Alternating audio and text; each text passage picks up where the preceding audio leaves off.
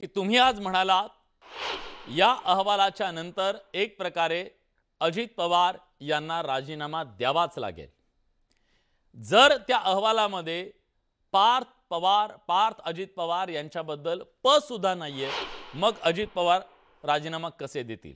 मग त्यांचा सहभाग आणि काय हे कसं प्रूव्ह करायचं आता? विलास, ही अतिशय सीरियस डिबेट आहे म्हणून मला विनंती आहे की मी बोलत असताना राष्ट्रवादीचे जे प्रवक्ते आहेत त्यांच्याबद्दल म्हणजे मला जरा पण ते मध्ये बोललेले बिलकुल चालणार नाही. नाही, ते मी तर त्यांना जेव्हा कारण मला बोलेन, मी सगळ्यांना हां, विनंती करतो की जेव्हा मी जी बोलायला सांगेन तेव्हा सगळ्यांनी बोलावं आणि वैयक्तिकरित्या कोणी कोणावरती हल्ला करू नये, कारण महाराष्ट्र बिलकुल. बघतोय। आता आपली ती गरिमा हो ना, प्रत्येकानं सांभाळली पाहिजे। करेक्ट. तर मी फक्त 15च मिनिटं या डिबेटवर आहे. त्यामुळे मला जेवढे मुद्दे मांडायचे आहेत, हां, प्लीज मांडून घेऊ देत. मग प्लीज यांना प्लीज। जे गोंधळ घालायचं घालू देत. तर आत्ताच्या घटकेला पहिलं हे डॉक्युमेंट मला तुम्हाला दाखवायचंय. हे डॉक्युमेंट कसलं आहे, की पहिली तर ॲप्लिकेशन केलं होतं ॲडज्युडिकेशनसाठी. तर लोकांना हे मुद्दे काय आहेत ते कळू देत, हां, की आपल्याला समजा एखादा छोटा व्यवहार करायचा असेल, तर त्या छोट्या व्यवहारासाठी आपण रजिस्ट्रारकडे जाऊन ते हां, आपल्याला स्टॅम्प ड्युटी लिहून देतात, ती आपण भरली, की व्यवहार होऊ शकतो. हं, पण जर व्यवहार मोठा असेल, तर त्याच्यासाठी अधिकाऱ्यांकडे आपल्याला ॲडज्युडिकेशनसाठी अप्लाय करावं लागतं. हे अप्लाय केल्यानंतर त्याची जी स्टॅम्प ड्युटी आहे, ती कॅल्क्युलेट केली जाते हां, आणि त्यानंतर स्टॅम्प ड्युटी भरायला लागते. हं, आत्ताच्या घटकेला हे डॉक्युमेंट सरळ-सरळ दाखवतंय, की 10/5 ला हं, म्हणजे हे डॉक्युमेंट आता जे सेल डीड आहे ते रजिस्टर होण्याच्या काही कालावधी आधी एक ॲप्लिकेशन झालं होतं ॲडज्युडिकेशनचं. हां, ते कोणी केलं होतं? तर अमेडिया एंटरप्राइजेस एल-एल-पीनी केलं होतं. हं, आणि त्याचं जे ॲप्लिकेशन आहे ते अमेडियाच्या नावानी आहे. पैसे जे आहेत ते अमेडियाच्या नावाने भरले गेले आणि हे सगळं जर अमेडियाने केलं, तर त्याच्यात एक ड्राफ्ट सेल डीड सुद्धा अटॅच्ड आहे. हं, आणि त्यानंतर ह्या ऑफिसरनी उत्तर सुद्धा अमेडिया एंटरप्राइजेस एल-एल-पीला लिहिलं होतं. हं, याचा अर्थ त्या सेल डीडमध्ये असं लिहिलंय, की शीतल तेजवानी आणि 272 विरुद्ध म्हणजे ज्याला इंग्लिशमध्ये ते वेंडर म्हणतात आणि वेंडी म्हणतात. तर हां, त्याच्यातले वेंडी जे होते, ते अमेडिया एंटरप्राइजेस एल-एल-पी हे होते, हं, असं हे डॉक्युमेंट दाखवतंय. मी म्हणत नाहीये. हं, आता याचा अर्थ देणारे आणि घेणारे हे देखील इथे याच्यात लिहिलेलं आहे, की देणारे आणि घेणारे जे आहेत, ते अमेडिया एंटरप्राइजेस एल-एल-पी आहे. हं, त्याच्यात घेणारे दिग्विजय पाटील नाहीत. हं, तर अमेडिया एंटरप्राइजेस एल-एल-पी असताना हां, हा गुन्हा जो आहे, तो घेणाऱ्यावर म्हणजे अमेडिया एंटरप्राइजेस एल-एल-पीवर व्हायला हवा होता. हां, आता याच्यात दुसरा मुद्दा, की एल-एल-पी म्हणजे काय? तर एक साधी कंपनी जर बनवली, तर हं, त्याला प्रायव्हेट लिमिटेड म्हटलं जातं.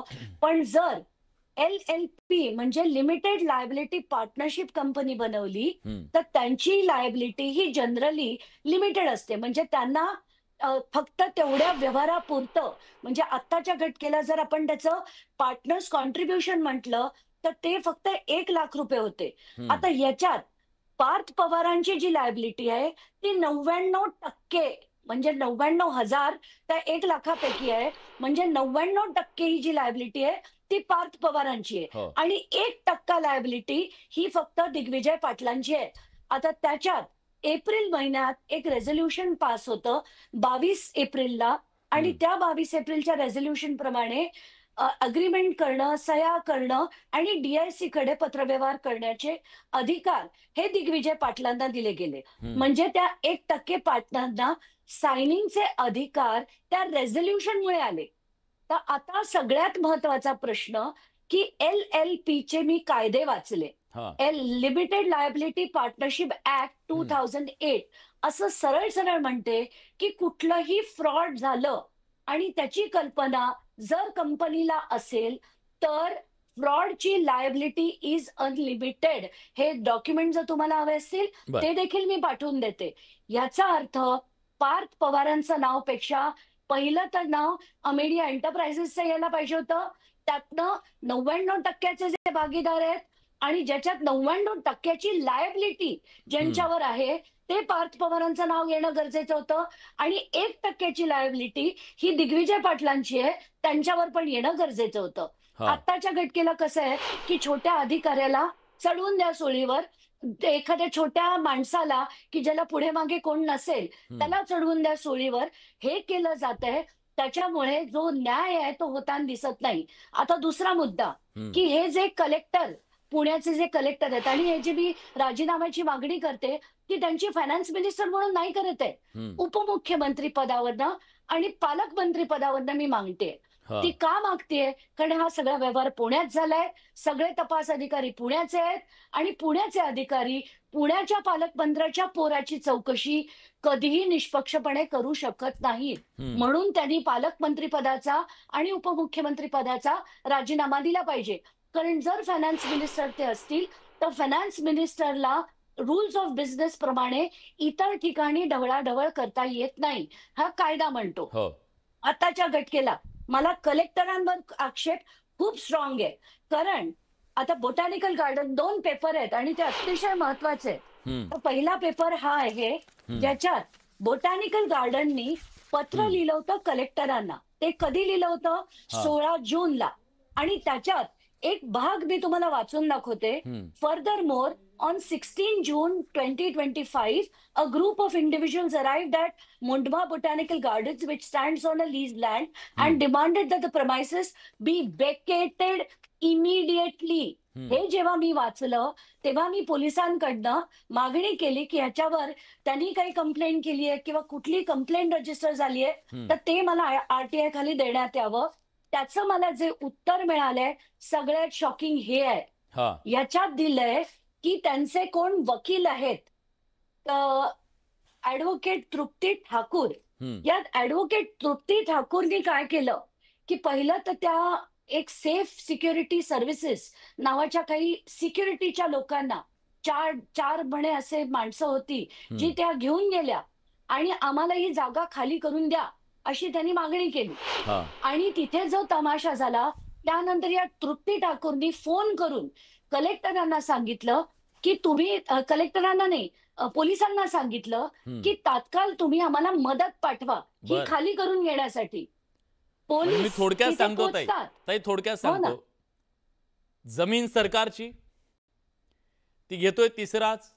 सरकारची जमीन हडपण्याच्यासाठी सरकारी यंत्रणा पुन्हा वापरण्यात आली आणि सरकारी यंत्रणेच्याच आधिपत्याखाली सरकारची जमीन बाकायदा त्यांना देण्याचा हा एक प्रकारचा घोटाळा झाला, बरोबर. आणि त्याला बिलकुल. सिक्युरिटी आणि सुद्धा पुन्हा ती, म्हणजे नुसतं हे कागदावर झालेलं नाहीये, हे काय कागदावर Exactly. रपादपा हा नाहीये. महत्वाचा मुद्दा आहे. प्रत्यक्ष जमिनीचा ताबा घेण्याचा प्रयत्न केला. ताब्यात आहे का? तुम्हाला तर जाऊ दिलं नाही काल तिथं. एकच गोष्ट मला मुद्दाम म्हणायची आहे, हा. की हे फक्त एक आम्हाला माहित नव्हतं, चुकून झालं, सेल डीड झालं असं नाहीये. तिथे हे सेल डीड झाल्यानंतर तब्बल 1.25 महिन्यांनी तिथे जाऊन ताबा बळजबरीने घेण्याचा प्रयत्न झाला. हे इतकं गंभीर आहे, की म्हणून मी म्हटलं की अजित पवारांना आता राजीनामा देणं भाग आहे आणि पार्थ पवारचं नाव येणं त्याच्यात भाग आहे. ठीक आहे. आणि माझा सगळ्यात महत्वाचा हा. सवाल विलास, हा. मी एकच शेवटचा मुद्दा मांडते आणि मला जावं लागेल, की कलेक्टर यांना 16 तारखेला मिनिस्ट्री ऑफ एन्व्हायरमेंट, सेंट्रल गव्हर्नमेंटकडनं लेटर येतं की अर्जंट इंटरव्हेन्शन करा. तर कस्टोडियन, ज्या आपल्या सगळ्या जमिनींची ज्यांना काळजी असायला हवी, हो. असे कलेक्टर 16 तारखेपासून 16 जून पासून तब्बल नोव्हेंबर पर्यंत कुठलीही कारवाई करत नाही. कारण आता मी सगळे डॉक्युमेंट्स जे मागवले होते अंडर आरटीआय, त्याची आत्ताच काही वेळापूर्वी मला मेल आली आहे. एकही डॉक्युमेंट नाहीये की त्याच्यावर कुठल्याही प्रकारची इन्व्हेस्टिगेशन झाली. आणि आता सगळ्यात येतो सूरज, महत्वाचा येतो. मुद्दा, हा. सगळ्यात महत्वाचा मुद्दा, की हे जर कलेक्टरना माहिती होतं, तर सरकारची जमीन लाटली जातेय हे त्यांनी तिथल्या पालकमंत्र्यांच्या कानावर जून महिन्यात घातलं होतं की नाही, ह्याचा मोठा खुलासा कलेक्टरांना करावा आणि लागेल. दुसरं म्हणजे ही सरकारची 40 घशात घातली एकर जात असताना तुम्ही काय करत होतात, हा पण सवाल आहे ना. घशात म्हणजे तुम्ही घशात सुद्धा घातली भागीदार आहेत गेली. ना ह्या सगळ्यामधला, असा त्याचा अर्थ पण निघतो तू- की नाही. पण तुम्ही पालकमंत्र्यांना याची कल्पना दिली होती की नाही याचा सुद्धा खुलासा त्यांनी खरंय. केला पाहिजे. अगदी खरंय. एवढी 40 एकर जमीन सरकारची काही खाऊ नाहीये 1800 कोटीची आणि ती जर त्यांनी दिली असा व्यवहार होत असेल, त्याची ठीक आहे. कल्पना त्यांना असेल आणि बरोबर. पालकमंत्र्यांनी सांगितलं नाही, हे शक्य नाही. ठीक आहे.